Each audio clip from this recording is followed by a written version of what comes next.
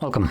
In front of me is a Lenovo Tab M9, and today I will show you how you can format your SD card.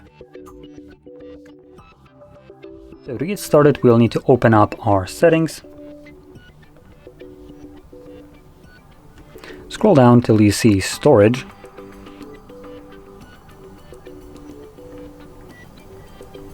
Right over here. Then tap on this drop down where it says this device and select your SD card, which for me is called Android SD card. Once it's selected, you can then tap on these three dots right over here in the corner and select Format. Format SD card. Now, before I actually confirm this, I'm just going to quickly mention that formatting it will erase all the content that is located on said SD card. So if you have anything that you'd like to preserve, make a backup copy of it before you begin. Otherwise, this data will be deleted and this cannot be undone. Now, you can select Format SD card. This will begin formatting it. It only takes a couple seconds to finish up. Should be right about done. There we go. So we're going to click on done and the card is now formatted and ready to be used once again.